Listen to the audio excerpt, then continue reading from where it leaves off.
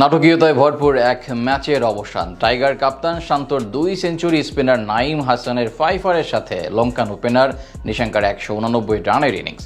বৃষ্টির সাথে গল টেস্ট ছিল উত্তেজনায় ভরপুর। শেষ মুহূর্তে পেন্ডুলামের মতো ঘুরেছে ম্যাচ। লড়াইটা হয়েছে হাড্ডাহাড্ডি। পঞ্চম দিনে এসে যার মাত্রা বেড়েছে দ্বিগুণ হারে। সব মিলিয়ে বাংলাদেশ ও শ্রীলঙ্কার এমন লড়াই নিয়ে বিস্তারিত জানবো রিপোর্টে। জয়ের জন্য লঙ্কানদের দরকার ছিল 296 রান, বাংলাদেশের দরকার 39 ওভারের মধ্যে 9 উইকেট তোলা।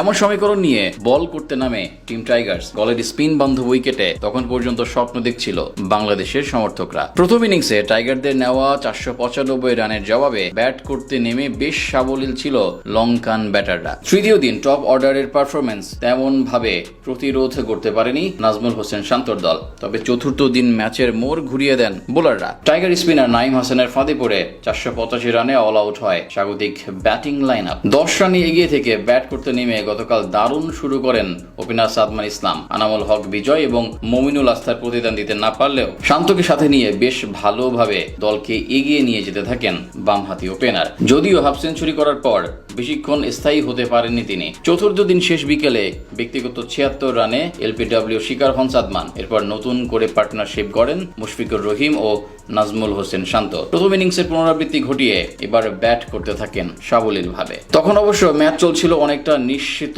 ড্রয়ের পথে, কিন্তু আজ সকালে নিজেদের অ্যাপ্রোচ বদলে আক্রমণাত্মক মানসিকতায় ব্যাট চালাতে থাকেন এই দুজন। বিশেষ করে শান্ত ছিলেন কিছুটা বেশি আগ্রাসী। এর মাঝে বাধা হয়ে আসে বৃষ্টি। 49 রান করে মুশফিকের রান আউট হলে প্রায় 1.5 ঘন্টা ম্যাচ বন্ধ থাকে বৃষ্টির কারণে। লিটন ও জাকের দ্রুত বিদায় নিলেও প্রথম বাংলাদেশি হিসেবে টেস্টে এক ম্যাচে 2 বার সেঞ্চুরি করার কীর্তি গড়েন এই ব্যাটার। শেষ পর্যন্ত শান্তর 125 রানের অপরাজিত ইনিংসে ভর করে প্রতিপক্ষকে 296 রানের টার্গেট ছুড়ে দেয় বাংলাদেশ দল। জবাব দিতে নেমে টাইগার স্পিনারদের দুর্দান্ত বোলিংয়ে শুরু থেকে চাপে পড়ে শ্রীলঙ্কা। ইনিংসে 6ষ্ঠ ওভারে প্রথম সাফল্য এনে দেন বামহাতি তাইজুল ইসলাম। তার বলের সামনে এগিয়ে খেলতে গিয়ে স্ট্যাম্পিং এর শিকার হন লাহিরু উদারা। পরের ওভারে নাঈম হাসানের পাতা ফাঁদে পা দেন প্রথম নিশাঙ্কা। পরপর 2 উইকেট হারানোর পর ম্যাচ ড্রয়ের জন্য ধীরে সুস্থে খেলতে থাকেন অ্যাঞ্জেলা ম্যাথিউস ও দীনেশ চান্দিমাল। তাদের শক্ত রক্ষণ ভাঙেন তাইজুল ইসলাম।